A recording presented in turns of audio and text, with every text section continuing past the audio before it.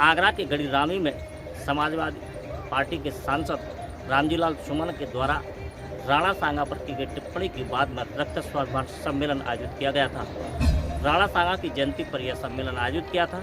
इसमें हजारों नहीं लाखों की संख्या में लोग जुटे थे और मंच से ऐलान किया गया था कि वह सांसद रामजीलाल सुमन के घर की ओर कूच करेंगे, लेकिन आयोजकों के द्वारा समझदारी का परिचय देते हुए किसी भी तरीके का प्रदर्शन सुमन के आवास तक नहीं किया गया, क्योंकि पुलिस और प्रशासन ने उपद्रवी और दंगाइयों को रोकने के लिए चाक चौबंद व्यवस्था की गई थी।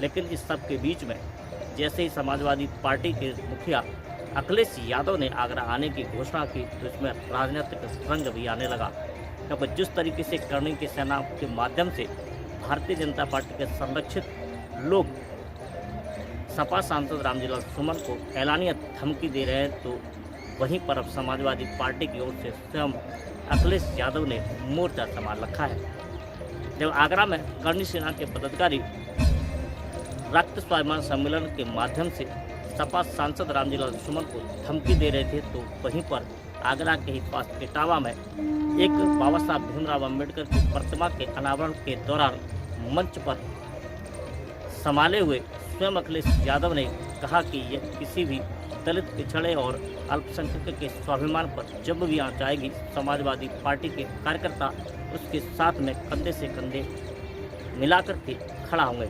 इतना ही उन्होंने कहा कि रामजीलाल सुमन हो या अन्य कोई कार्यकर्ता हो, उसके स्वाभिमान के साथ में खिलवाड़ की जाएगी तो सपा उसके साथ में खड़ी होगी।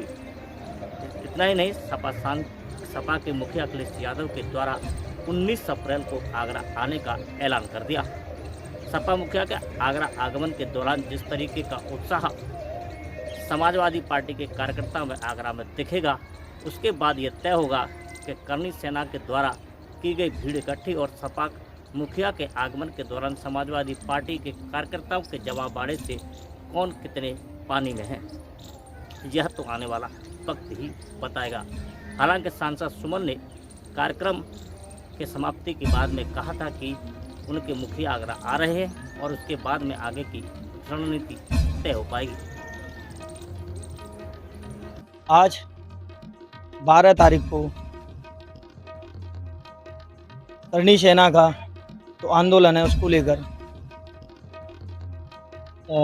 आगरा पुलिस प्रशासन ने मुझे और हमारे राष्ट्रीय सचिव मुलायम सिंह यूथ ब्रिगेड के राष्ट्रीय सचिव मुलायम सिंह यूथ ब्रिगेड के समाजवादी पार्टी के नेता उमर वली से नेताजी को, हम लोगों को पुलिस ने सुबह ही नज़रबंद कर दिया था।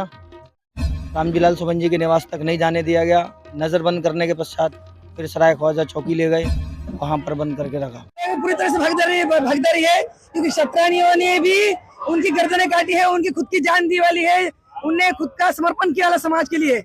और हमारे राणा सांगा जी के बारे में जिन्होंने ये गद्दार शब्द यूज किया, उनको तो हम कभी माफ नहीं कर पाएंगे, शतरानियां बिल्कुल माफ नहीं कर पाएंगी। कितनी भीड़ है, कितनी यहाँ पर देखी जा रही है? लाखों के इस ताकत से राजपूत समाज और क्षत्रिय समाज और संगठन भी यहाँ पे आए वाले हैं और दूर दूर से आ रहे हैं। पूरे हम आगरा से भी उधर से बाहर से निकले थे, पूरे रास्ते जाम है, सब लोग आ रहे हैं। सिर्फ एक ही है, मान, सम्मान और स्वाभिमान। क्योंकि मान, स्वाभिमान और सम्मान के लिए ही हमारे पूर्वजों ने, हमारे महापुरुषों ने अपने प्राण न्यौछावर किए थे। लेकिन ये कुछ राजनीति के दलाल, कुत्ते टाइप के लोग, लफंगे टाइप के लोग महापुरुषों पर अभद्र टिप्पणी करके नाम कमाना चाहते हैं। अरे इतना ही नाम कमाने का शौक़ है तो गंदा खा के नाम कमाओ। महापुरुषों के ऊपर टिप्पणी करते हो, शर्म नहीं आती है? और ये जो रामलाल कुत्ता है, यहाँ का जो सांसद, वो भी राज्यसभा का सांसद, मैं उनसे बोलना चाहता हूँ कि तेरे अंदर जितनी ताकत है तू लगा ले। तुझे लात खाना तो खाना है, तो जूता खाना तो खाना है।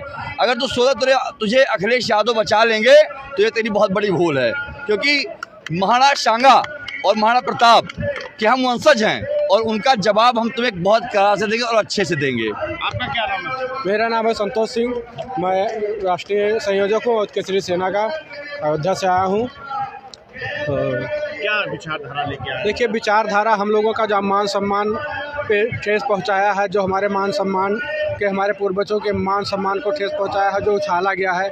हम लोग उसके सम्मान में यहाँ पे एकत्रित हुए हैं। जितने भी क्षत्रिय हैं, 36 कौम के लोग हैं, सारे जितने भी सनातनी हैं, सब यहाँ इकट्ठा हुए हैं। कोई क्षत्रिय ही नहीं है, क्योंकि राणा सांगा जी एक धर्म एक कौम के वो नहीं थे, महाराजा नहीं थे। वो सबके लिए लड़ाई लड़े, कोई ऐसी जात नहीं थी जिसके लिए वो लड़ाई ना लड़े हों। और आज अगर हमारे महापुरुष लड़ाई ना लड़े होते तो ये राम जी लाल जो सुमन बोल रहे हैं ना, इनकी ना तो जीभ होती और ना इनका खानदान होता और ना ये कहीं होते।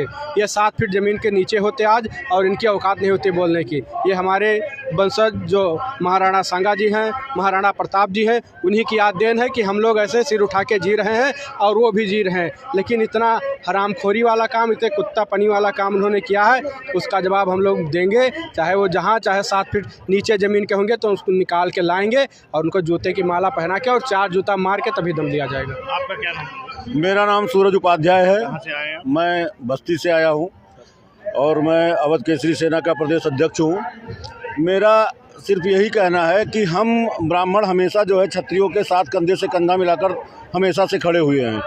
और जिस तरीके से इस समय जो है अभद्र टिप्पणियाँ हो रही हैं हमारे महापुरुषों पर, हमारे वीर राणा सांगा जी पे, हमारे महाराणा प्रताप जी पे, हमारे महाराणा संग्राम सिंह जी पर, मैं उनको सिर्फ इतना ही बताना चाहूँगा कि अगर आप लोग अभी नहीं सुधरे तो एक समय ऐसा आएगा कि आपको भागने के लिए ज़मीन कम पड़ जाएगी।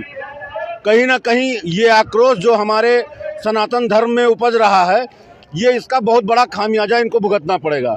जो ये चुनाव लड़ने का रणनीति बना रहे हैं कि हम सवर्ण वर्ण जो है दलित कर देंगे, ऐसा होने नहीं पाएगा। क्योंकि वही मायावती हैं जिसको आज ये दलित दलित चिल्ला रहे हैं, वही मायावती को लेके ये गेस्ट हाउस कांड किए थे, तब ये दलित कहाँ थे? धरना सत्याग्रह ये जनतंत्र में विरोध करने के तरीके हैं और मैं स्वस्थ विरोध का स्वागत करता हूँ, अभिनंदन करता हूँ। एक राजनीतिक कार्यकर्ता होने के नाते हमने भी विरोध प्रदर्शन किए हैं, हमने भी तमाम जुलूस निकाले हैं, लेकिन एक मर्यादा होती है, सीमा होती है।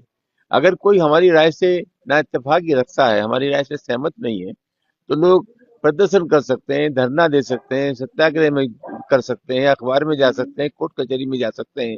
लेकिन कल जो कुछ हुआ ये तो अराजकता है। हथियार लहराए गए, तलवारें लहराई गई। आखिर क्या लोग संदेश देना चाहते हैं? हमारे देश में हिंसा के लिए कोई जगह नहीं है और ये एक मनोवृत्ति है। ये वही लोग हैं जो पीडीए के खिलाफ हैं। ये अपनी सामंती मनोवृत्ति से समझौता करने को तैयार नहीं है।